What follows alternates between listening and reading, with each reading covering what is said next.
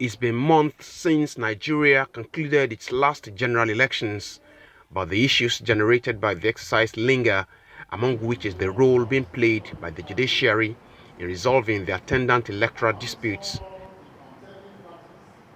The issues are the reason for this event in Lagos. Here in attendance are prominent faces in the civil society, majority of whom have been active participants in the country's electoral process for years.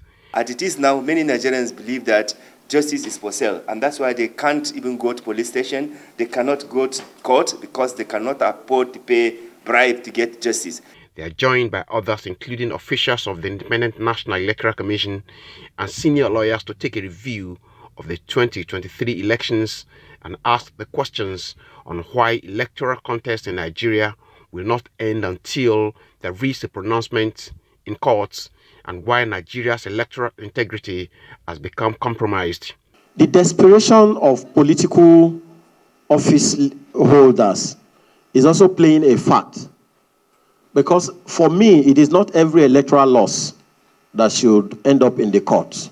Different submissions are made from those directly involved in the electoral conduct, who share first-hand experience and what they think constitute the challenges. There is need really to oversight the bureaucracy within INEC, because I do not think they are fully accountable for many things they do, and they do not even tell the truth, because you tell them, they say it's been done, and you are in a dilemma as to who and who. Just a few days to election. So for me, one critical question going forward is the oversight of the bureaucracy. When law is set aside by the judiciary and decisions are taken on political grounds, you are undermining democracy. And our role in civil society, our role as Democrats, is to ensure that we protect and defend our democracy. We have seen how reforms have become crucial, in advancing the electoral process, in ensuring integrity, in enhancing credibility, and in deepening participation and inclusivity in the process. The issues are deep and beyond an individual or just one organizational misconduct.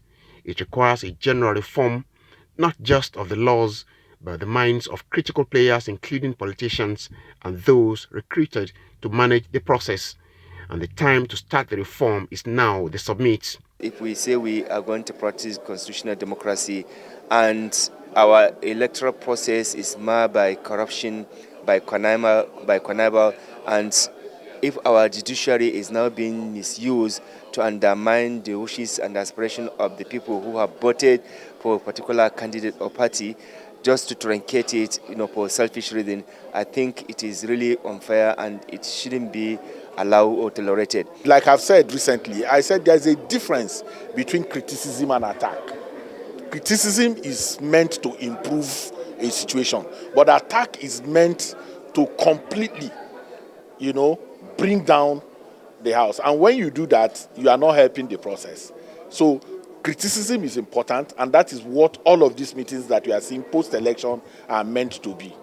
At the end of the deliberations, the resolutions are to seek electoral, institutional, legal and judicial reforms that will cover a focus of attention on the broader context of reform like public acceptability, political candidates' integrity and good governance, enhanced transparency and inclusion in the context of primary elections to promote acceptable outcomes that mitigate pre- and post-election petitions, strengthening internal reform process and procedures within the electoral institution for improvement to efficiently deliver on electoral integrity while discouraging reported sabotage and process manipulation by electoral practitioners, training and retraining programs to boost the technical and forensic capacity of INEC staff on efficient conduct of digital elections, strengthen the capacity of electoral body to adequately deploy technology in electoral process through amendment to relevant provisions of the Electoral Act,